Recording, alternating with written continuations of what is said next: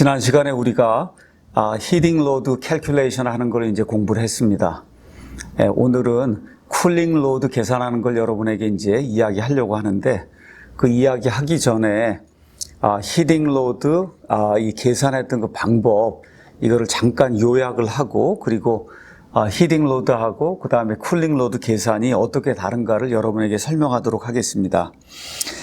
여기 이제 처음에 가서 보면은 Buildings are built to provide a safe and comfortable internal environment despite variations in external condition. 저 밖에 우리가 그냥 온도로만 이야기하면 여름철은 온도가 높고 그다음 겨울철은 온도가 낮아요. 이 온도가 어떻게 변하든지 안에 있는 사람은 대략적으로 24도, 뭐 한 40에서 60% 정도 이 relative humidity 요 안에서 온도와 습도를 이야기하면 그렇게 돼 있어요. 요 안에서 사람들이 이제 거주하게 됩니다. 그 거주 공간이 집이 될 수도 있고 병원이 될 수도 있고 극장이 될 수도 있고 그다음에 이런 교실이 될 수도 있고 이제 여러 가지가 있어요. 하여튼 밖에 외부의 컨디션이 어떻게 변하든지 이와 상관없이 안에 있는 사람에게 한 24도, 그다음에 relative humidity가 한 40에서 한 5, 60% 정도, 이 정도를 우리가 이제 유지해 줘야 돼요. 자, 그러면 왜 우리가 히팅 로드, 쿨링 로드 계산을 해야 되냐? 지금까지 우리가 냉동 공기조와 여러 프로세스를 배웠어요. 이 히팅 하는 거, 쿨링 하는 거, humidification, dehumidification, evaporative cooling, adiabating, mixing 등 여러 가지를 이제 배웠어요. 자, 이런 모든 것들을 이제 조합을 해서, 그래서 결국은 이 히팅 아니면 이 쿨링, 이거 할 수 있는 장비, 이 장비의 크기를 우리가 이제 결정을 해야 됩니다. 그래서 이제 지지난 시간에는 우리가 원하는 설계 조건에서 이 장비의 크기를 결정하는, 여름철 조건에서 겨울철 조건에서 장비의 크기를 결정하는 이런 여러 과정을 이제 여러분에게 설명했습니다. 이거 설명할 때 여름철 같으면 예를 들어 저 밖에서 열이 들어와요. 뭐 예를 들어 20kW가 들어간다. 겨울철 같으면 열이 밖으로 나가요. 20kW가 나간다. 뭐 이것만 가지고 우리가 장비 사이즈를 결정하냐, 그렇게 할 수가 없다 그랬어요. 왜 그러냐? 그 안에 환기라고 하는 것이 있기 때문에. 그래서 이런 이야기를 하면서 그때는 밖에서 열이 20kW가 들어왔습니다. 안에서 열이 뭐 30kW가 나갔습니다 하고, 이 냉동 아니면은 이 공기조화에 필요한 이런 부하를 그냥 임의의 숫자로 우리가 이제 지정을 했어요. 근데 실제로 세상에 여러분이 나가면 이렇게 빌딩이 있으면 이 빌딩에서 우리가 여기 24도를 유지하려고 할 때, 저 겨울철에 예를 들어 저희가 마이너스 10도다. 열이 얼마나 빠져나가느냐. 이것도 우리 기계공학 아니면 건축공학을 한 이 사람들이 실제로 계산을 해야 되는 거지 누가 주는 게 아니다. 그러니까 이제 이번 장에서는 이와 같은 그 쿨링 로드 아니면 히팅 로드를 어떻게 계산하느냐, 이걸 여러분에게 이제 알려주려고 하는 겁니다. 자, 이거 이제 이야기하면서 내가 인도어 에어 퀄리티라고 하는 것이 상당히 중요하다, 이제 그렇게 이야기를 했어요. 인도어 에어 퀄리티. 인도어 에어 퀄리티에 뭐 여러 가지가 있을 수 있어요. 온도, 습도, 그 다음에 얼마나 이 안이 깨끗하냐, 그렇죠? 뭐 여러 가지 것들이 있을 수 있어요. 또 유해 물질이 있으면 안 돼요. 뭐 라돈이라든지 이런 것들이 적정 범위를 넘어선 이와 같은 그 상태에 놓이게 되면, 사람이 이제 그걸 마시게 되면 사람이 일찍 죽거나 병에 걸리는 그런 일이 있기 때문에, 그러니까 이 인도어 에어 퀄리티, 예를 들어 지금 짓는 모든 빌딩은, 거의 커다란 그런 모든 빌딩은 완전히 다 기밀이 유지가 돼서 그렇게 해서 문을 함부로 이렇게 열거나 닫거나 하지 못하게 돼 있어요. 그러니까 사람이 그 안에 일단 딱 들어가게 되면 그럼 모든 게 그냥 성냥갑 이런 것처럼 그냥 딱 기밀이 돼서, 그래서 밖에 있는 공기 이런 것들이 이 안으로 침투하지 못하는 그런 구조로 돼 있다. 이런 상태에서 1시간, 2시간 일을 하게 되면 그러면 작업 환경이 너무나 나쁘기 때문에 계속해서 이산화탄소가 나오고 이제 하기 때문에 안 된다. 그래서 뭐가 필요하냐? 환기를 해야 된다 그랬어요. 환기. 그래서 환기, 밖에 있는 공기.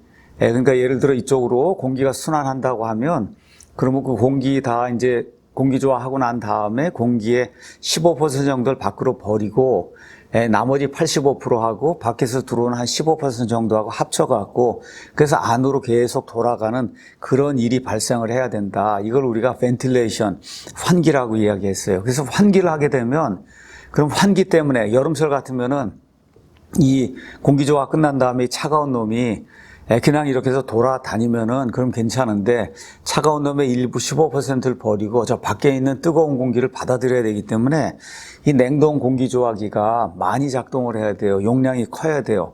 겨울처럼 반대로 이 공기조화 이거 시킨 다음에 이 바람이 따뜻한데 이거의 일부를 버리고 저 밖에 있는 차가운 바람을 받아들여서 히팅을 해야 되기 때문에 이 히팅을 해주는 이와 같은 장비가 이 부하보다 훨씬 커야 된다. 얼마쯤 커야 되냐?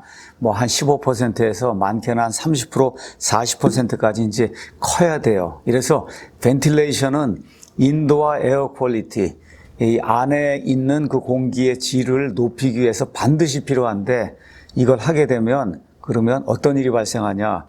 이 부하에 커다란 영향을 미쳐서 우리가 실제로 여기 들어오는 열량이 20kW밖에 안 돼도 저 공기조화할 때 필요한 그와 같은 그 기기는 그 20kW에 한 1.2배, 1.3배 정도 큰 이와 같은 용량의 기기를 설치해야 되고, 그러니까 그만큼 냉동기를 더 많이 돌려야 되고, 이렇게 이제 해서 전기요금이 많이 나오고, 이렇게 하더라도 환기를 시켜야만 그 안에 있는 사람들이 행복하게 일을 할 수 있다. 요걸 여러분이 이제 기억을 하면 되겠습니다. 자, 그 다음에 이제 나오는 게 우리가 이제 estimating heat loss and heat gain 이렇게 이제 나오면서 겨울철에는 heat loss가 발생하고 여름철에는 heat gain이 이제 발생을 해요. 그래서 여름철과 그 다음에 겨울철에 이 냉방작용, 그 다음에 이제 난방작용을 하는 기기를 우리가 이제 결정을 해줘야 돼요. 기기. 자, 그런데 이 기기의 용량이 충분하지 않으면은 뭐 예를 들어 겨울철 같은데 뭐 보일러든 아니면 퍼네스든 가져다 달았는데 이게 충분하지 않으면 보조 히터를 또 써야 되고 해서 여러 가지 이제 문제가 발생해요. 그래도 겨울철에는 뭐 보조 히터 같은 걸 쓰면 되지만 여름철 같은 경우에 에어컨을 설치했는데 이게 용량이 부족하다. 그러면 또 에어컨을 또 달아야 되고 거기 실내기를 달아야 되고 하면 우리가 쓸 수 있는 이런 공간이 많이 줄어들게 되고 또 공간이 보기가 좋지 않게 돼요. 그러니까 어떤 조건에서 우리가 저 기기의 사이즈를 결정해야 되냐. 그 결정할 때 우리가 가능하면 피크가 되는 이와 같은 상황에서, 그러니까 여름철 같으면은 피크가 되는 때가 대략 7월 말에 오후 뭐 2시든 3시쯤 이렇게 이제 됐을 때, 그때가 이제 피크가 될 거예요. 그냥 여러분에게 하나만 이야기하는 겁니다. 물론 이야기한 대로 여름철의 경우에는 이 며칠에 걸쳐서 한 2주, 3주 가장 뜨거운 때 아침부터 저녁까지 이거 다 스캐닝을 해서 어느 때가 피크인가 이거를 여러분이 계산해야 돼요. 그냥 여러분에게 지금은 하나라고만 이야기하겠어요. 7월 말경에 한 오후 2시쯤에 이때 열이 피크로 이제 들어오게 되고 이 안에 사람들이 제일 많이 있게 되고 이런 상태에서 쿨링에 필요한 이와 같은 부하가 얼마냐 이거를 계산하고 이걸 기준으로 해서 디자인 컨디션에서 여러분이 이 냉방 기기의 사이즈를 결정을 해야 된다. 자, 겨울철 같으면 어떻게 해야 되냐? 겨울철은 주로 우리나라 같으면은 1월 초순에 그것도 밤 한 2시경에 이때가 가장 추워요. 그래서 열이 가장 많은 이제 손실이 되는 이때가 바로 1시, 밤 1시나 2시경이기 때문에 이때를 중심으로 해서 그래서 피크 히트 로스가 얼마인가 이거를 이제 계산을 해야 돼요. 이런 조건에서 이거를 만족시킬 수 있는 이와 같은 그 기기, 보일러 크기나 아니면 퍼네스의 크기를 이제 결정을 해야 된다. 그래서 일단 여러분이 그거를 이제 기억을 하고, 자, 열이 빌딩 안에 들락날락하는 이 여러 가지 메커니즘이 있어요. 그 메커니즘 중에 처음 나온 게 트랜스미션. 트랜스미션은 다른 거 없고 우리가 지금까지 배운 대로 여기 온도를 예를 들어 여기 24도를 유지하고 싶고 저 밖에가 마이너스 10도예요. 그럼 24도하고 10도 하면 온도차가 34도가 나는 거예요. 그 온도차 34도가 날 때 그때 열이 뭐 이런 콘크리트든 아니면 유리든 뭘 통해서 밖으로 이제 열이 이제 빠져나가게 돼요. 그래서 온도차 때문에 열이 밖으로 빠져나가거나 아니면 열이 들어오는 이런 현상을 우리가 트랜스미션이다. 그렇게 이제 이야기하는 겁니다. 이 트랜스미션은 이거는 단순하게 컨덕션만 있는 게 아니에요. 여기에 이 안에 바람이 뭐 온돌에 의해서든 팬에 의해서든 바람이 이렇게 이제 불기 때문에 컨벡션이 있고 이 안에 단순하게 콘크리트만 있는 게 아니라 가서 보면 여러 가지 자재들로 이 층이 이루어져 있어요. 그래서 여기 이 안에 컨덕션을 여러 개를 통과해서 저 밖에 바람이 이제 겨울철에 이제 부니까 바람 때문에 컨벡션이 이제 생겨요. 이 모든 걸 다 망라해서 그래서 온도차가 얼마가 될 때 이때 총 열이 얼마만큼 밖으로 나간다 들어온다 이걸 계산하는 거예요. 이런 트랜스미션이 있고 이 그림에 이제 가서 보면 솔라라고 하는 게 있어요. 솔라. 솔라는 특별히 여름철에 오후 2시경에 햇빛이 가장 강하게 비치게 될 때 안으로 이제 이 특별히 유리창을 통해서 안으로 들어오는 이와 같은 그 히트 게인이 있다. 그 다음에 또 뭐가 있냐 하면 여기 가면 엑스필트레이션이라고 하는 게 있는데 우리나라는 이런 집이 별로 많지 않지만 미국의 집은 이 위에 굴뚝이 달려 있어요. 굴뚝이 달려 있고 안에 이게 불을 피워갖고, 그래서 이 파이어플레이스라고 하는 것이 있어갖고, 그래서 뭐 사람들이 옹기종기 모여있고, 이제 이렇게 이제 돼 있는 구조예요. 그래서 저 굴뚝을 통해서 열이 나갈 수밖에 없다. 그 다음에 또 뭐가 있냐면, 인필트레이션. 이건 집을 짓거나 하면, 문이든 창문이든 아니면 이런 모서리, 이런 모든 곳에 여기를 통해서 뭐 차가운 공기든 뜨거운 공기든 습기가 들락날락 할 수 있어요. 이건 인필트레이션. 마지막으로 이 안에 여름철 같으면은 인터널 로드가 있어요. 인터널 사람도 있고 그다음에 뭐 컴퓨터 같은 그런 기기도 있고 조명도 있고 이런 모든 것들이 쿨링 로드에 다 이렇게 합산이 돼서 그래서 이제 계산이 이제 돼야 되는 거다. 이런 것들 여러분이 이제 기억을 하고 자, 그럼 이걸 하려면은 디자인 컨디션을 이제 우리가 알아야 되는데 디자인 컨디션 아주 간단한 거예요. 자, 여기 안에는 얼마로 할 거냐? 온도를 얼마로 하고 습도를 얼마로 할 거냐? 이게 이제 안에 디자인 컨디션이에요. 뭐 특별한 일이 없으면 여름철은 한 26도, 뭐 예를 들어 휴미디티를 뭐 한 40%, 겨울철 같으면 한 24도, 뭐 휴미디티 역시 뭐 40에서 50%, 이제 이게 여름철, 겨울철에 내부의 디자인 컨디션이에요. 자, 그러면 외부도 이제 정해줘야 되는데 아까 이야기한 것처럼 자, 여름철 같으면 우리나라 같으면 6월 말부터 시작해서 9월 말까지가 이제 여름철이다. 자, 여름철에 가서 보면 이제 3달이면 90일이 있는데 이 90일에 아까 이야기한 대로 피크를 이제 우리가 결정해야 되는데 예를 들어 어느 날 45도가 됐다. 그걸 중심으로 해서 피크를 결정하면 그러면 우리가 정하게 되는 냉동기기 이런 모든 것들이 우리가 원하는 것 이상으로 너무나 크기 때문에 그렇게 할 수가 없어요. 그래서 우리가 어떻게 하기로 했냐. 97.5% 드라이벌브 온도를 우리가 정하기로 했다. 97.5%. 그래서 여기 가서 보면 이제 겨울철 같으면 이제 97.5%, 여름철 같으면 2.5% 드라이벌브 이제 이야기를 하는데 자, 겨울철에 이제 97.5%라고 하는 거 이제 설명을 하겠습니다. 하나만 하겠어요. 여기 보스턴 같으면은 마이너스 13도예요. 그 얘기는 미국의 이제 매사추세츠주에 이제 보스턴을 이제 가게 되면은 그럼 거기 날씨가 겨울철엔 뭐 마이너스 10도, 마이너스 13도 이렇게 되는데 이 겨울철 3달 동안에 3달이라고 가정했을 때 마이너스 13도 이하로 떨어지는 이런 날은 2.5%밖에 안 된다는 거예요. 그래서 전체 겨울에 97.5%는 마이너스 13도보다는 높다는 거예요. 자, 이번에 이제 여름 같으면은 여름에 보스턴은 21도예요. 웹벌브는 이제 그렇게 중요한 게 아니고 이 로드를 계산할 때 템퍼러처 디퍼런스를 이야기할 때는 여기 온도 저쪽에 바깥에 있는 드라이벌브 온도를 가지고 일단은 계산하는 거기 때문에 그래서 가서 보니까 31도예요. 이 얘기는 뭐냐? 보스턴에 한 3달 정도 이제 여름이 있다고 생각을 하면 31도를 넘어서는 그런 날은 전체 그 여름 기간의 2.5%밖에 안 된다. 그러니까 보스턴은 전체 여름 기간에 97.5%가 31도 이하라는 거예요. 이렇게 해서 우리가 밖에 뭐 인천이면 인천, 서울이면 서울 이런 거에 대한 모든 데이터가 이미 다 알려져 있어요. 무료로 다 구할 수가 있어요. 그래서 이제 이런 것들을 가지고 뭐 인천에 집을 짓는다. 그럼 여름철, 겨울철 이렇게 해서 디자인 컨디션을 우리가 이제 정해주는 거다. 이렇게 설명을 했습니다. 자, 그 다음에 이제 나온 게 뭐냐 하면 thermal transmission인데 thermal transmission은 여기 있는 것처럼 열량을 구하는데 그 열량은 온도차, 여기 안의 온도, 밖의 온도는 디자인 컨디션에 의해서 이미 정해졌어요. 이 안에 토탈 레지스탄스가 있어요. 토탈 레지스탄스는 이야기한 대로 컨벡션 안에 컨벡션, 그 다음에 여러 개의 머티리얼의 컨덕션, 그 다음에 저 밖의 컨벡션, 이 모든 것들이 다 합쳐졌을 때 토탈 레지스탄스가 이제 되는 거다. 자, 그래서 이 템퍼러처 디퍼런스 나누기 토탈 레지스탄스를 우리 열을 교환하는 이런 시스템에 대해서 적용할 때는 보통 토탈 레지스탄스를 쓰지 않고 UA라고 하는 그런 단위를 사용한다.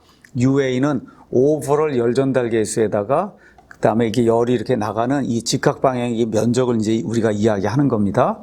자, 이런 방식으로 한다는 걸 내가 이제 설명을 했고, 그래서 미국 집 같으면은 그러면 이렇게 이제 구성이 돼 있다. 미국 집.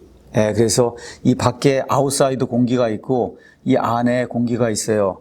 안에. 자, 이렇게 이제 돼 있을 때 저 밖에서부터 보면 저 바람이 이제 불어요. 그러니까 컨벡션이 있고, 그 다음에 첫 번째 나오는 게 불익이 있어요. 그러니까 벽돌집처럼 생겼는데 사실은 벽돌 집이 벽돌로 다 지은 게 아니고 벽돌로 밖에 마감을 한 거예요. 그래서 겉에 보기에는 벽돌집 같지만 실제 그 안은 목조 주택이에요. 목조. 자, 그래서 여기 가면 여기 공기가 있고, 그 다음에 가면은 뭐 OSB 합판이라든지 이런 게 들어있고, 그 다음에 여기 이제 가서 보면 인슐레이션, 글래스울 인슐레이션 이런 걸 사용하기도 하고, 아니면 이 발포 같은 걸 해갖고 여기 인슐레이션 하고, 또 여기 안에 OSB 합판 같은 게 이제 들어있고, 그 다음에 여기 맨 마지막에 뭐 집선 보드라고 하는 이런 것들이 이제 들어있어서, 그래서 미국 사람들은 그냥 그 안을 깨끗하게 도배하는 경우는 거의가 없고, 다 이제 색을 깨끗하게 이제 칠해서, 그렇게 해서 이제 내부 공간을 이제 만듭니다.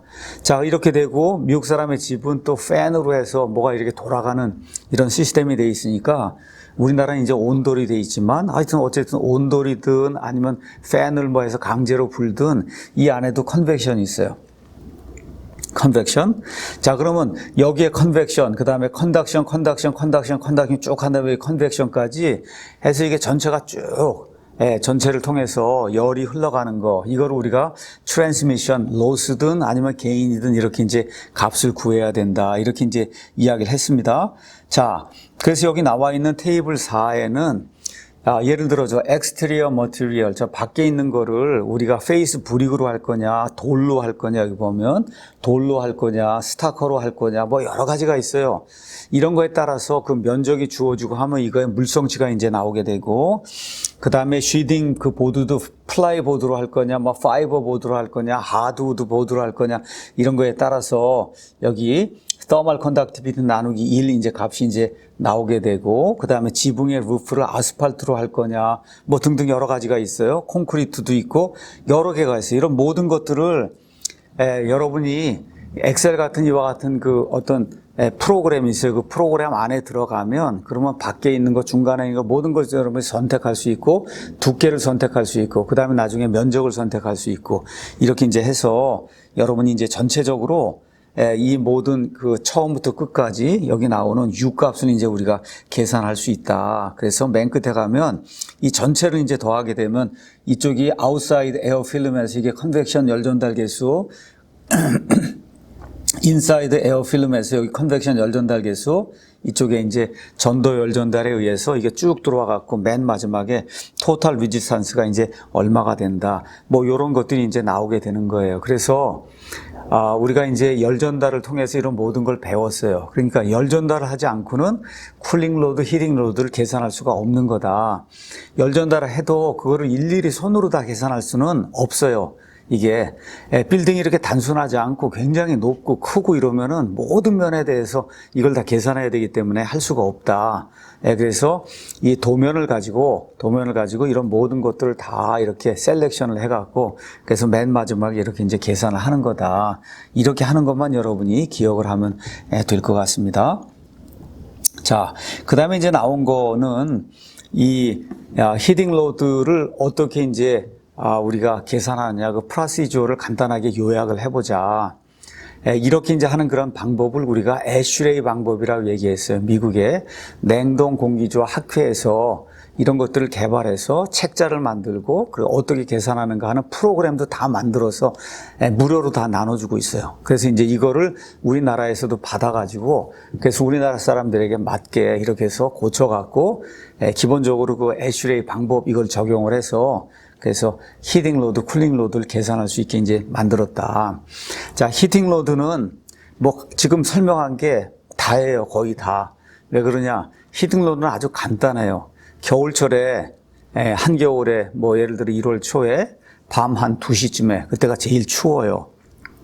자, 이때는 이 건물이 이 안에 뭐 사무실이다 하면 사람도 거하지 않고 조명도 없고 그 안에 기기도 작동하지 않고 밖에 솔라 에너지도 없고 그러니까 결국은 여기 저 밖에서 밖에 이제 온도가 마이너스 10도고 여기 온도가 24도다. 24도에서 10도로 열이 이제 밖으로 흘러가는 거 이거 하고 뭐 인필트레이션이나 엑스필트레이션 같은 게 있으면 그냥 그 정도만 우리가 조금 이제 보충을 해서 이걸 계산하면 되는 거예요. 그러니까 굉장히 간단한 거예요. 거의 다 트랜스미션에 의해서 여기 온도가 24도, 저기가 마이너스 10도 이렇게 정해지면 이 안에 아무도 없으니까 솔라 에너지도 없으니까 그러니까 계산이 아주 간단한 거다.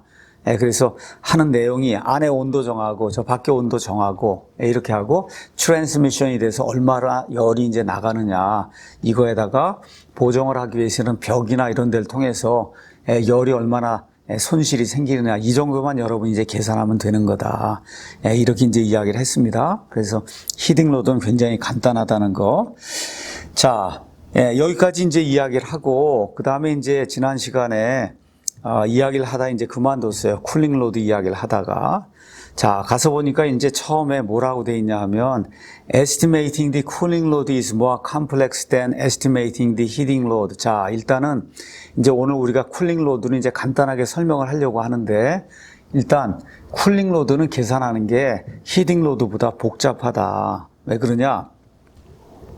Additional consideration must be given to internal loads, latent loads, solar load 뭐 이런 것들이 있다는 거예요. 자, 그러니까 여름철 같으면 그냥 간단하게 7월 말이에요. 7월 말에 언제 피크가 발생하냐? 그냥 간단하게 오후 2시에 발생한다. 오후 2시가 되면 햇빛이 쨍쨍 내리죠. 솔라 에너지가 들어와요. 이 안에 사람이 가득 차 있어요. 사무실에. 이 안에 컴퓨터니 모든 기기가 다 켜져 있어요. 또 이 안에 조명이 다 켜져 있어요. 이렇게 되는 이 조건에서 우리가 쿨링 로드를 계산해야 되니까 밤 2시쯤에 아무도 없는 이런 공간에서 그저 열이 손실이 되는 거 계산하는 이 히팅 로드하고 일단 비교해 보면 많은 차이가 있다는 걸 우리가 이제 알 수가 있습니다. 자, 그 중에 이제 제일 중요한 게 뭐냐? 인터널 로드예요. 인터널 로드. 인터널 로드하고 그 다음에 여름철에는 솔라 로드. 이 두 가지가 가장 중요한 거다. 일단 그렇게 이제 생각을 하고 여러분의 이걸 좀 설명하도록 하겠습니다. 자, 인터널 로드는 건물 내부 안에 있는 무언가에 의해서 발생하는 이 냉방 부하예요. 그래서 처음에 나오는 게 여기 가서 보니까 조명, 그 다음에 그 안에서 일하는 사람, 그 다음에서 그 안에서 지금 작동되고 있는 장비 이렇게 이제 생각을 하면 됩니다. 그래서 여기 가서 보니까 뭐라고 돼 있냐 하면 Internal loads are a major factor in most non-residential buildings. 그러니까 사람이 거주하지 않는 그냥 사무실이나 아니면 학교나 아니면 뭐 극장이나 백화점이나 이런 데는 인터널 로드가 이 쿨링 로드 계산할 때 가장 중요한 팩터다. 이제 그렇게 이제 여기 기술을 하고 있습니다. 자, 인터널 로드를 뭐 예를 들어 우리 사람 같으면은 그냥 가만히 앉아 있으면 100와트가 나와요. 사람에 대해서만 이야기하겠어요. 자, 그러면 이 안에 교실 안에 50명이 있다. 그럼 50 곱하기 0.1 하니까 5kW. 5kW가 열이 나오는구나. 이거를 쿨링 로드로 해서 이거를 제거하면 되겠구나. 이렇게 단순하게 생각하면 안 된다는 거예요. 여기 조명도 마찬가지고 뭐 조명 여기 형광등이 뭐 50W짜리가 50개 뭐 이렇게 다 해서 계산하고 컴퓨터 이렇게 해서 뭐 200W 사용하는 게 이거 곱하기 뭐 50개 뭐 20개 뭐 프린터도 있고 이런 거 다 해서 이렇게 계산하면 우리 생각은 이게 단순한데 실제로 그렇지 않다. 왜 그러냐? 여기 중요한 게 안에 이제 기술이 돼 있습니다. 중요한 내용이. 그것은 뭐냐? 사람이 예를 들어 50명이 문을 열고 아침에 9시에 다 이제 출근을 했다고 생각하고 50명이 여기 앉아 있어요. 50명 앉아 있으면 이론적으로는 그냥 가만히 앉아 있으면은 100와트를 내니까 50 곱하기 0.1 하면 5kW. 아, 쿨링 로드가 5kW구나. 근데 그렇게 되지 않는다는 거예요. 왜 그러냐? 이런 조명이라든지 사람이라든지 그다음에 이 안에 있는 뭐 여러 가지 이 열을 방출하는 그런 기기들 가서 이제 가만히 보면 이게 열이 나오면은 예를 들어 내가 열을 100와트를 낸다. 100와트가 순식간에 쿨링 로드가 되는 게 아니다. 이 100와트가 나오면 이 100와트가 여기 있는 뭐 이 강단, 연단도 이제 데워야 되고, 저 의자도 데워야 되고, 저 왼 천장도 데우고, 저 밑에 바닥도 데우고, 이렇게 해서 이 5kW가 계속해서 빌딩을 데우는 거예요. 그러니까 데우니까 처음에 5kW라고 생각은 했지만 5kW가 순간적으로 다 이 냉방부하가 되는 게 아니다. 이걸 그대로 냉방부하가 된다고 해서 계산하면, 그럼 저 장비를 정해 놓으면 장비가 우리가 원하는 것보다 훨씬 이 초과하는 필요한 것보다 훨씬 더 큰 용량을 내는 그런 장비가 되니까 쓸데없이 돈을 많이 들이게 되는 거예요. 이래서 여기 나와 있는 게 사람이라든지 조명이라든지 심지어 이제 조금 이따 공부하게 될 솔라 에너지라든지 이게 들어오면은 직접 그게 100% 그 순간에 쿨링 로드가 되는 게 아니라 시간이 걸린다는 거예요. 그래서 모든 걸 다 데워야 돼요. 이게 다 데워가지고 그래서 시간이 걸린 이후에 그러면서 점점 100%에 이제 다가가는 거다. 그것만 일단 여러분이 생각을 하고 먼저 램프 같으면 뭐 간단한 거예요. 이거 형광등이든 백열전구든 뭐 LED든 상관없이 전체 뭐 몇 개가 있냐, 50와트냐, 그럼 50와트 곱하기 뭐 100을 하든지 이렇게 이제 하고, 뭐 지금 우리가 이제 형광등 사용하는데 지금은 많은 경우 이제 LED로 바뀌고 있어요. 그래서 아주 효율적으로 이제 우리가 사용할 수 있다. 자, 그래서 간단하게 그냥 램프 뭐 예를 들어 50개, 하나당 예를 들어 50와트 뭐 이렇게 나온다고 하면은 그냥 50개에다가 50와트 그렇죠? 이렇게 곱하고 그다음에 그 끝에 가서 뭘 곱해줘야 되냐? 쿨링 로드 팩터라고 하는 걸 곱해줘야 된다.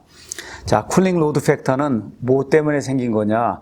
그냥 50개 50와트 그냥 곱해주면 되는 게 아니고 이게 시간에 따라 달라진다 그랬어요. 자, 가서 보도록 하겠습니다. 쿨링 로드 팩터. 자, 여러분이 우리 여기 교실에 와서 들어와 보면 이제 형광등이 두 개가 이렇게 달려 있어요. 갓이 이렇게 들어가서 이 안에 두 개가 달려 있어요. 이렇게 생긴 거를 우리가 픽스처라고 얘기해요.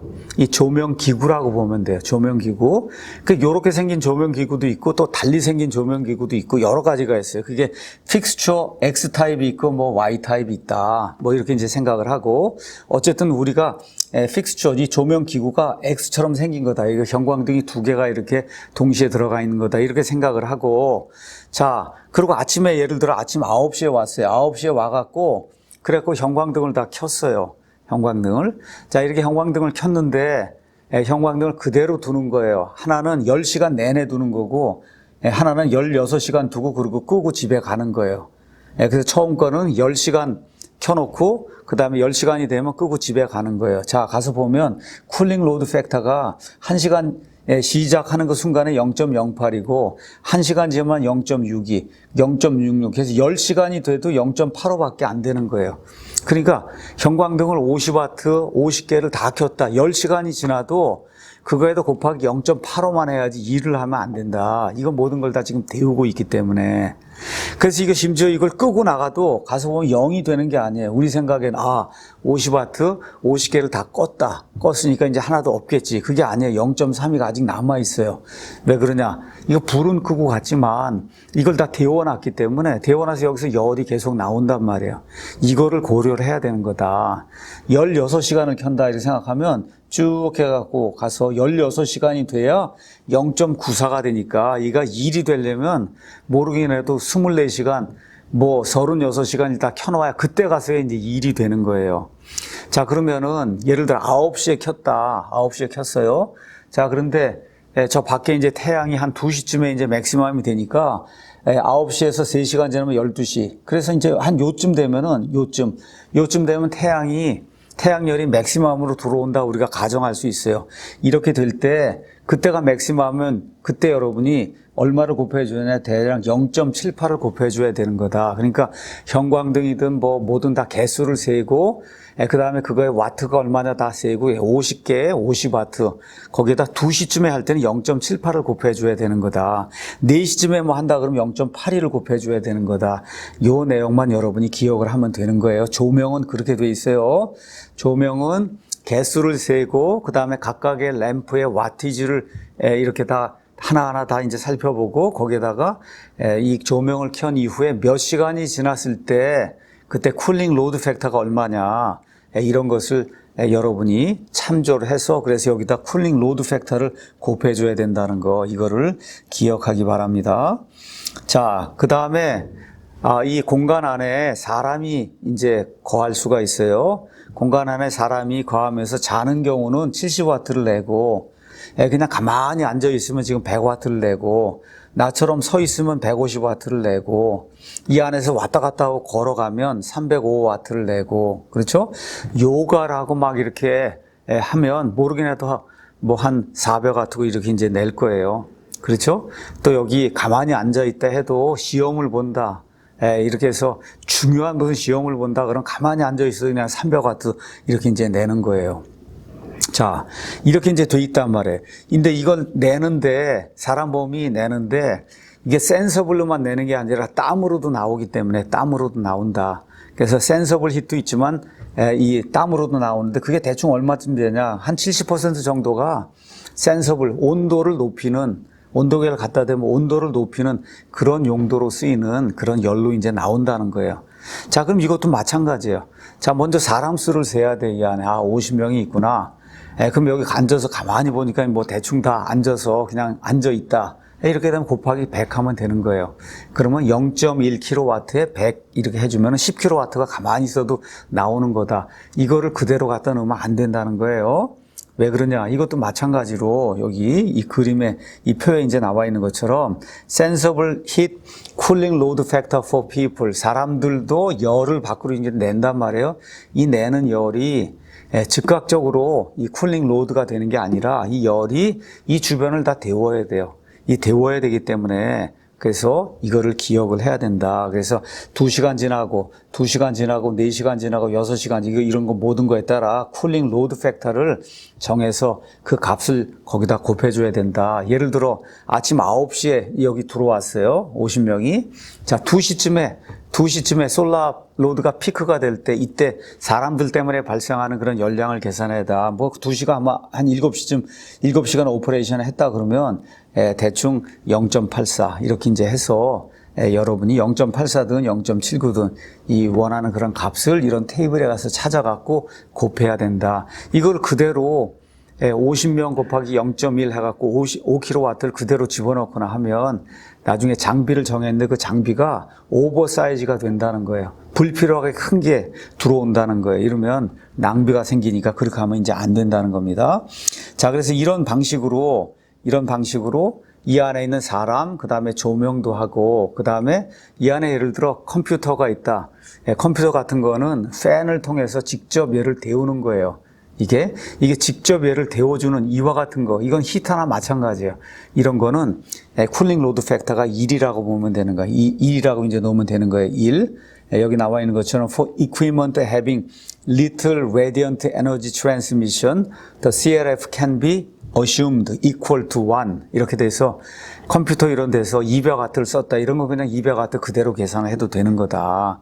이런 거 이제 생각을 하고, 그 다음에 사람이 이게 땀으로 해서 내는 그런 열량이 있어요. 땀으로 내는 경우도 역시 이 값을 1로 이제 계산하는 거다. 그냥 여러분이 상식적으로 이런 게 있다는 것만 알아두면 이제 되는 겁니다. 자, 이제 이렇게 해서 인터널 로드는 다 이제 계산이 된 거예요. 인터널 로드. 자, 인터널 로드는 조명이 있고 사람이 있고 그 다음에 장비가 있고 이런 거 이제 하게 될 때 이 레디언트 에너지 복사로다 이렇게 전달되는 놈은 쿨링 로드 팩터를 곱해줘야 된다는 거. 이거에다가 그것이 아니고 뭐 레이턴트, 이 땀이 난다든가 아니면 컴퓨터 이런 거 해서 직접 팬을 통해 갖고 이를 직접 데워주는 이런 역할을 할 때는 쿨링 로드 팩터를 그냥 1로 계산을 해서 그래서 이 쿨링 로드를 이제 계산하는 거다. 자, 그 다음에 이제 우리가 뭘 봐야 되냐. 여름철 같으면 이 창문을 통해서 지금 열이 들어오는데 요새 이제 새로 짓는 그런 거의 모든 그 마더난 그런 그 빌딩들은 거의 다 외부 벽이 가운데 이런데 뭐 이렇게 지지를 위해서 뭐 콘크리트든 아니면 H빔으로 뭐 이렇게 해서 지어놓는 거 그런 부분을 제외하고는 나머지가 다 유리창으로 돼 있어요. 유리. 그러니까 유리를 통해서 열이 들어오는데 어떤 열이 들어오냐? 복사 에너지가 들어오는 거예요. 복사 에너지가. 그럼 1제곱미터당 이 복사 에너지가 들어오는데 복사 에너지는 여러분이 아는 것처럼 이 태양열은 높이가 얼마나 어디에 얼마만큼의 높이냐 이거에 따라 다르겠고 동양이냐 남양이냐 서양이냐에 따라 다르겠고 제주도냐 아니면 강릉이냐 서울이냐에 따라 다 다를 거예요. 일단 그거를 염두에 두고 자 위치가 정해졌어요. 서울로 정해졌어요. 높이가 다 정해졌어요. 향이 정해졌어요. 뭐 남동향이든 뭐든 다 이제 정해졌어요. 그러면 1제곱미터당 이 태양에서 빛이 이렇게 이제 들어오게 됩니다. 이걸 우리가 이 레디에이션이 발생을 한다. 이 레디에이션이 인시던트 한다. 이렇게 얘기해요. 이 창문을 통해서 이 가운데 일부는 트랜스미션 안으로 들어와요. 트랜스미트가 되고 일부는 튀겨나가요. 리플렉션에서 밖으로 나가고 일부는 이 창문 안에 흡수가 돼요. 이 흡수가 된 놈이 나중에 이 안에 이 쿨링 로드는 이제 작용을 하게 돼요.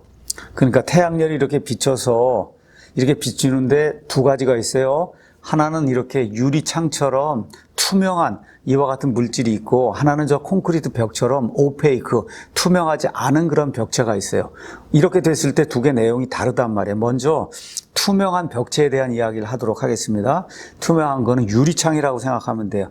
유리창에 레디에이션이 딱 이렇게 태양에서 들어오면 그 중에 일부는 튀겨나가요. 리플렉션이 되고 그 중에 일부는 그 안에 흡수가 되고 그 중에 일부는 안으로 들어와서 트랜스미션이 된다. 이런 거를 우리가 이 레디에이션 이제 공부하면은 여기 가서 보면 트랜스미턴스, 그 다음에 리플렉턴스, 업섭턴스 이 세 가지가 있는데 이 셋을 합치면 1이 되는 거다. 그 예를 들어 1제곱미터 여기 1m, 1m, 1제곱미터에 태양에서 예를 들어 뭐 400와트가 들어온다고 생각을 해봐요. 그 400와트에 트랜스미션 되는 게 뭐 0.7이라 그러면 0.7, 70%는 안으로 들어오고 뭐 이 밖으로 튀겨나가는 거, 리플렉션 되는 건 로라고 얘기하면 20%다. 그러면 500와트 뭐 들어온다고 해서 20% 밖으로 나가게 되고 그 다음에 10%는 요 유리창 안에 흡수가 되면서 유리창 온도 자체가 올라가는 그런 데 이제 사용이 되는 거다. 이걸 이제 여러분이 보면 좋겠습니다. 자, 그러면 태양열이 이제 들어온단 말이에요. 자, 그러면 the solar energy passing through the surface. 이 surface가 있을 때 여기 나와 있는 면적이 이제 A로 돼 있는데 뭐 1이 아니고 그냥 A라고 생각해 봐요. 면적이 있어요. 여기에 지금 radiation이 돼서 이제 들어오는데 리플렉션 되는 건 안 들어오니까 걔는 빼고 나면 리플렉션 얘는 안 들어오니까 얘는 제거를 하고 나면 여기 트랜스미션하고 그다음에 업소업션만 이제 남게 되는 거예요.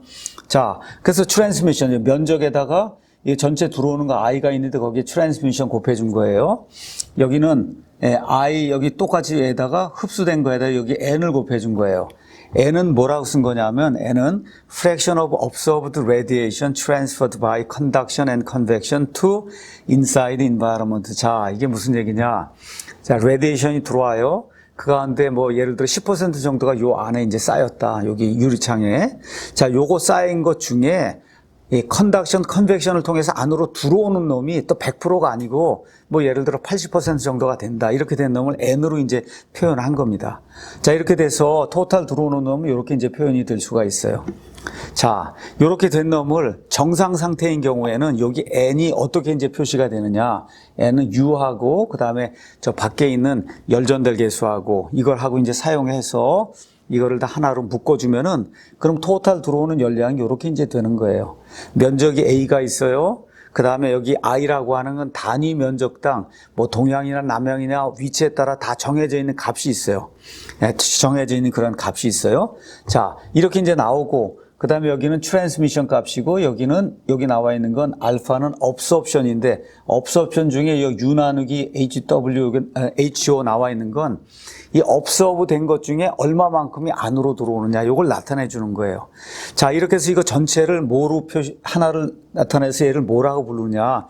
그냥 여러분이 그냥 상식적으로 얘를 Solar Heat Gain Factor라 이제 우리가 그렇게 부르는 거예요.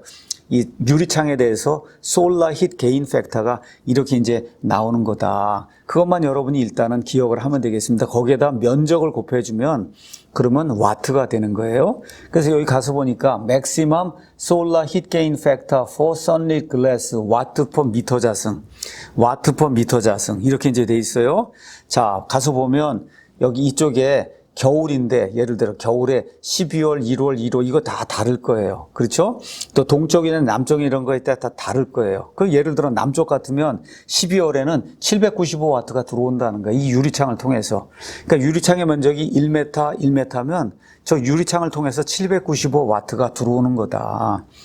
예, 들어오는 거예요. 북쪽 같으면 69분이 안 들어와요. 북쪽도 반한 것 같지만 실제로 들어오는 건 69밖에 들어오지 않는다. 이런 걸 이제 Solar Heat Gain Factor라고 이야기하는 거다. 그냥 여러분이 상식적으로만 이해하면 되는 겁니다. 상식적으로. 자, 그런데 어떤 일이 또 있느냐. 여기 교실도 그렇고 여러분 집에 아파트도 가서 보면은 이렇게 유리창이 있으면 그 앞에다가 커튼을 해놨어요. 그 여름철에 너무 햇볕이 많이 들어오면 그러면 저 커튼을 쳐서 그래서 들어오지 못하도록 막아야 돼요. 그거 막는 거를 뭐라고 얘기했냐? Shading Coefficient라고 이야기했어요. Shading Coefficient. 그래서 Shading Coefficient는 이제 가서 보면은 여기 가서 1이 있고 얘는 값이 0에서 1 사이에 드는 거예요. 그러니까 어떻게 생각하면 되냐? 여기에다가 암막 커튼을 해서 완전히 다 막았어요. 암막 커튼을. 그러면 하나도 안 들어오는 거예요. 그러면 쉐이딩 코에피션트가 얼마가 되냐? 0이 되는 거예요. 0. 근데 진짜 0이 되는 건 없지만 0이 되는 거예요. 이론적으로. 자, 그런데 나는 암막 같은 거 필요 없고 여름이고 겨울이고 무조건 다 받아들이고 싶다. 그러면 저거 어떻게 커튼 없이 그냥 열어만 두면 돼요. 이렇게 되면 값이 1이 되는 거예요. 1. 그래서 이 쉐이딩 코에피션트는 쉐이딩 코에피션트 다른 게 아니고 여기 나와 있는 것처럼 싱글 글래스를 그냥 하나만 이렇게 두고 그냥 다 열어놨을 때 그때가 이게 맥시멈 값이에요. 맥시멈 값이고 그리고 커튼을 여기도 가서 보면 이렇게 부분적으로 열 수도 있고 다 열 수도 있고 다 닫을 수도 있고 이거에 따라서 들어오는 양이 그거에 50%만 들어올 수도 있고 그거에 30%만 들어올 수도 있고 들어올 수 있어요. 이거를 쉐이딩 코에피션트라고 해서 그래서 이 테이블에 가서 보면은 여러 종류의 베네시안 블라인드, 롤러 쉐이드 블라인드, 여러 가지가 있어요. 이런 거에 두께에 따라서 위에 있는 건 싱글 글래스고 밑에 있는 건 더블 글래스예요. 그래서 여러분이 아파트 이런 데 가서 이 창문을 이렇게 만져보면 가서 이렇게 유심히 보면 그러면 복층으로 돼 있어요. 글래스가 하나가 아니라 두 개로 돼 있다. 이런 거에 따라서 이 내용이 다 달라지는 거예요. 그래서 쉐이딩 코에피션트를 곱해야 돼요. 자, 그래서 이 쉐이딩 같은 경우도 요새 고층 건물 잘 짓는 그런 빌딩에는 이게 사람이 밖에서 이제 밖에 있는 사람이 여기 안을 들여다보면 안 돼요. 특별히 전원주택이나 이런 걸 지으려고 하면 그러면 1층에 져야 되는데 밖에 돌아다니면서 사람들이 내부를 다 보도록 그렇게 만들면 안 되니까 그래서 3중 로이 글래스라고 하는 걸 이런 걸 은으로 코팅한 걸 해서 만들면은 안에서는 밖이 잘 보이는데 밖에서는 안이 안 보여요. 이런 글래스도 있고, 또 어떤 것이 있냐, 빌딩이 굉장히 이제 고급화돼서 높이 100층까지 져야 되고 이렇게 된다. 이렇게 할 때는 그 유리 안에다가 금속 성분의 이런 것들을 집어넣어서 그래서 전기를 가해주거나 하면 그러면은 이것이 까맣게 되기도 하고 다 투명하게 되기도 하고 이런 방식으로 해서 여름철에 너무 많이 열량이 들어오면 걔를 시커멓게 하는 거예요. 이렇게 이제 해서 열이 들어오지 못하도록 그렇게 만들 수 있다. 자, 그러니까 아무것도 안 하게 되면 그럼 그냥 500와트가 여기 나와 있는 솔라 힛 게인 팩터 그냥 그게 그대로 다 들어오는 거예요. 거기다 면적을 곱해주면 그러면 여러분이 이 솔라 힛 게인이 얼마인가를 이제 알 수 있는 거다. 자, 마지막으로 우리가 이제 또 봐야 될 게 있어요. 마지막으로 봐야 될 게 뭐냐. 여기 있는 것처럼 Solar Heat Gain Factor 여기에다 면적을 곱하고, 그렇죠? 면적을 곱한 다음에 그 다음에 여기 Shading Coefficient 이제 곱했단 말이에요. 이렇게 다 곱했더니 1000W가 나왔어요. 1000W. 자, 1000W가 나왔다고 해서 이게 그대로 다 쿨링 로드가 되는 게 아니라 그랬어요. 뭐라 그랬어요? 여기 들어오면은 이 안에 있는 모든 것들을 데워야 돼요. 이 데우기 위해서 또 뭐가 필요하냐? 쿨링 로드 팩터가 필요한 거다. 그러니까 솔라 힛 게인으로 이게 들어오는 것도 들어오자마자 100% 쿨링 로드로 순식간에 바뀌는 것이 아니고 시간이 걸린다는 거예요. 시간이. 그래서 1시간 지났냐, 2시간 지났냐, 3시간 지났냐에 따라 쿨링 로드 팩터가 달라진다는 거. 그래서 여기 테이블 4-10에 있는 것처럼 쿨링 로드 팩터라고 하는 것이 있다는 거. 시간에 따라 이게 계속해서 들어온 그 열량이 이쪽에 쿨링 로드에 이제 직접 들어가는 이 양이 많아진다는 거. 시간이 늘면 늘수록 이런 것들을 고려해야 된다. 자, 이제 이번에는 뭐를 생각하려고 하냐 하면, 이번에는 뭐 이런 내용은 뭐 여러분이 이제 보면 되고, 이번에는 이 콘크리트 벽 같은 걸 이제 생각을 해보도록 하겠어요. 자, 여기 유리만 있는 게 아니고 가서 보면 건물을 지지하기 위해서 벽체가 있단 말이에요. 그 벽체가 뭐 콘크리트로 돼 있고, 콘크리트 예를 들어 돼 있고, 그 다음에 에어층이 있고, 그 다음에 또 뭐 여러 가지 인슐레이션이 있고, 안에 뭐 집선 보드 여러 가지가 돼 있어요. 자, 이렇게 이제 돼 있는데 태양열이 이제 비춘단 말이에요. 그러면 태양열이 비추면 아까 윈도우처럼 이렇게 활짝 투명하게 돼 있는 경우하고 비교해 봤을 때 어떤 일이 생기느냐. 똑같아요. 여기 나가는 건 이게 다시 밖으로 이제 리플렉션이 돼서 못 들어가는 놈이 있고, 이 밖에 있는 요 첫 번째 뭐 불익이라든지 이런 데 흡수가 되는 놈이 있고, 이 태양 에너지가 이쪽으로 해서 관통하는 놈은 없는 거예요. 못 들어와요. 이 유리창으로는 그냥 직접 트랜스미션이 돼서 들어오지만 이 콘크리트 같은 이런 거로는 직접 들어오질 못해요. 어떻게 하느냐? 그냥 쉽게 얘기하면 저 밖에 있는 콘크리트 이런 걸 데웁니다. 데워요. 이게 데우니까 이 벽체의 온도가 높아져요. 벽체의 온도가 높아져서 그래서 결국은 이 안에다 레디에이션 에너지를 내는 거다. 레디에이션 에너지를 내는 거예요. 그러니까 이런 그 오페이크한 그런 서페이스가 될 때는 저 밖에 있는 그 태양열이 직접 이걸 뚫고 들어오는 일은 없다. 트랜스미션은 없는 거예요.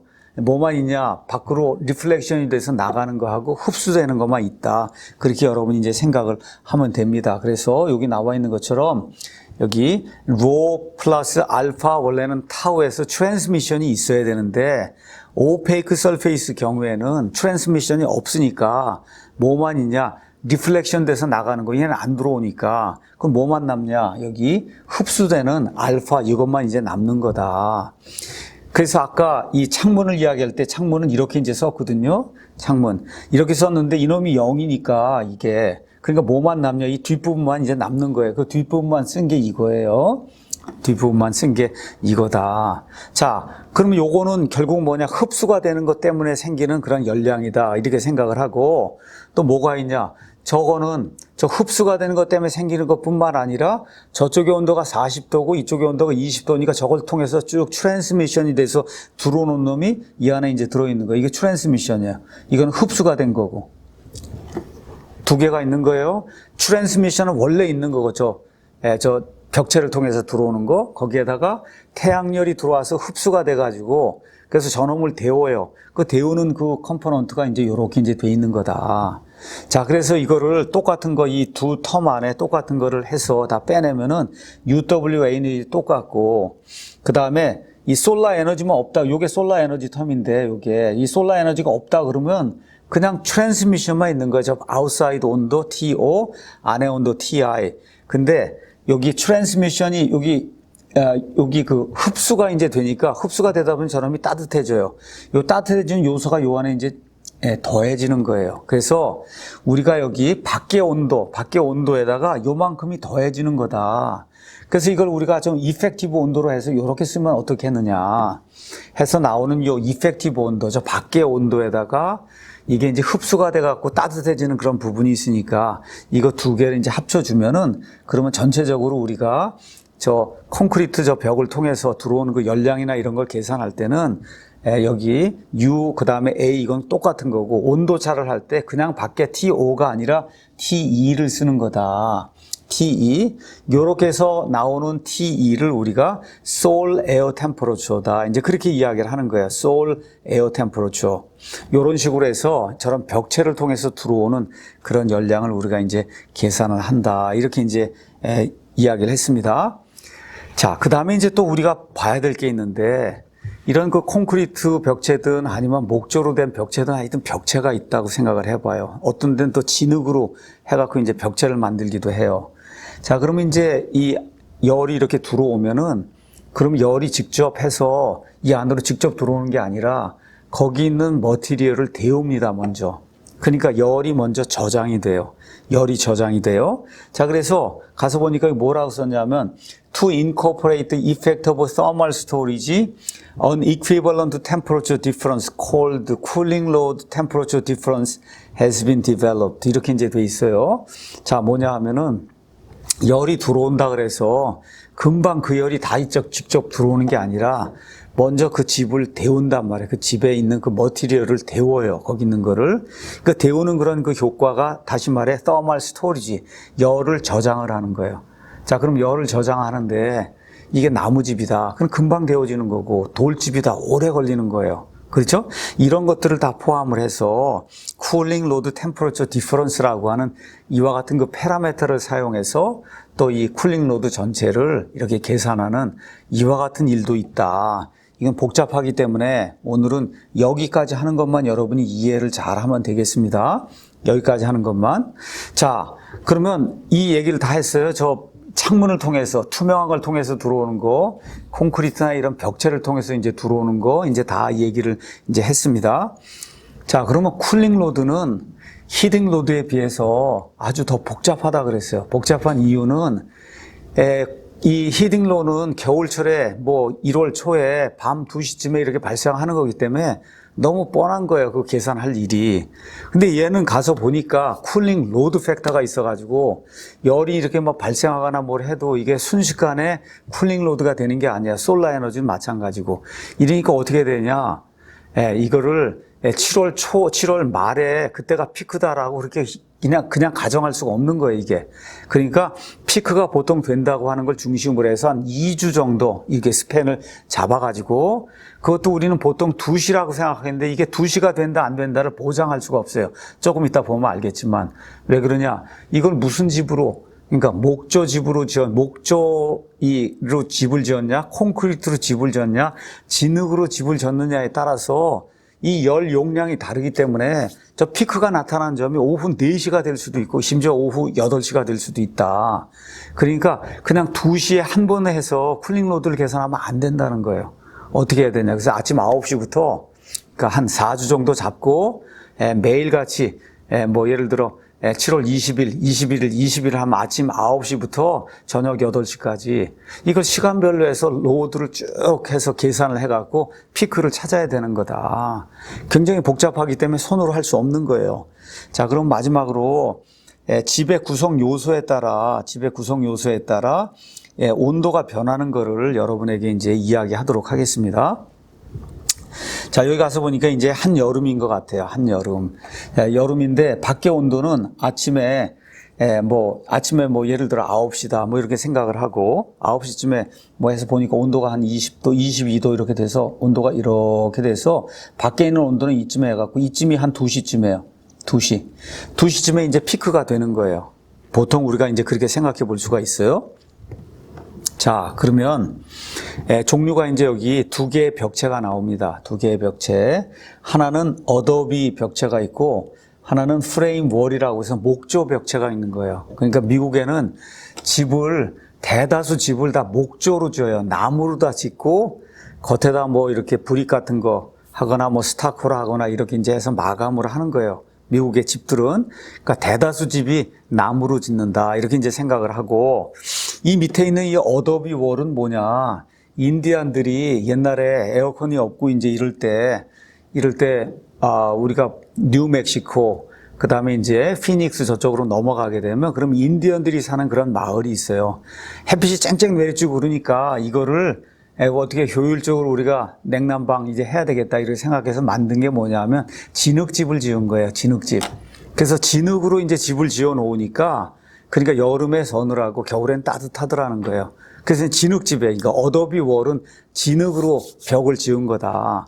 자, 가서 보니까 나무집은 자, 실제로 저 밖에 온도는 언제쯤 피크냐? 한 2시쯤에 피크예요. 우리가 뭐 늘 느끼듯이 2시쯤에 피크가 되는데 나무집은 쭉 해서 쭉 올라가서 피크가 언제쯤 되느냐? 가서 보면은 3시나 4시경에 되는 거예요. 3시나 4시경에 피크가 되는 거예요. 아, 그러니까 저 밖에 온도가 피크가 되는 거하고 나무집하고도 차이가 한 2시간이고 있거나 왜 2시간이냐? 여기 나무집이 다 데워지는데 시간이 걸린다는 거예요. 시간이 걸려갖고 이 안에 레디에이션을 내기 때문에 저 밖에가 2시쯤에 밖에 온도가 피크가 돼도 실제 이 안에는 피크가 4시경에 발생하기 때문에 이런 경우 4시쯤에 피크 발생하는 이놈을 중심으로 해야지 2시쯤에 발생하는 얘를 중심으로 이렇게 계산하면 그러면 기기가 너무 작은 게 선정이 되기 때문에 문제가 된다는 거예요. 자, 근데 진흙집은 가서 보니까 피크가 진흙집은 데우는데 오래 걸리는 거예요, 시간이 오래 걸려갖고 피크가 언제쯤 되냐? 밤 8시, 9시쯤 되는 거예요. 밤 8시, 9시.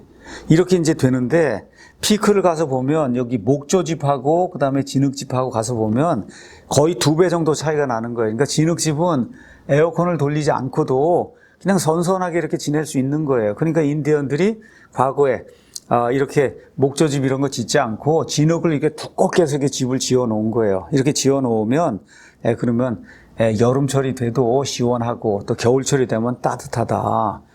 그러니까 어떠한 머티리얼로 벽을 만드느냐, 지붕을 만드느냐에 따라서 피크 발생하는 시간이 달라진다. 이게 달라지니까 여러분이 이걸 다 컴퓨터를 가지고 이걸 다 계산해서 언제가 맥시멈이 된다는 걸 계산을 해야 된다. 근데 이게 7월 1일이에요. 그럼 이게 7월 2일 다르고 3일 다르고 다르니까 이게 피크가 된다고 우리가 보통 하는 7월 말을 중심으로 해서 한 달 정도 이 기간 안에 이거를 다 계산해서 맥시멈이 이쯤 되는구나.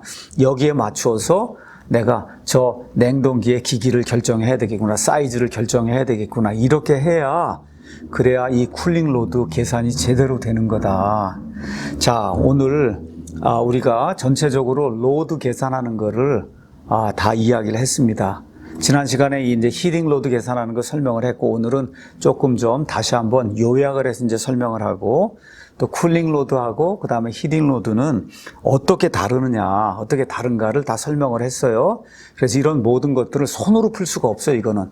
그래서 소프트웨어로 풀어야 되는데 그 풀려면은 대충 이렇게 돌아가는 걸 여러분이 이해를 해야 그래야 이 소프트웨어로 계산할 수 있고 계산한 것이 합리적인가 아닌가를 여러분이 판단할 수 있기 때문에 오늘 이 쿨링 로드, 히팅 로드 계산하는 걸 여러분에게 설명을 한 겁니다. 그래서 이제 우리가 시험을 이 부분에서 낸다고 하면 그러면 히팅 로드는 어떻게 계산하고 쿨링 로드는 어떻게 계산하고 히팅 로드하고 쿨링 로드 계산하는 거의 차이는 뭐냐 이런 것들이 이제 물을 겁니다. 자, 오늘 여기까지 해서 이 로드 계산하는 걸 마치도록 하겠습니다.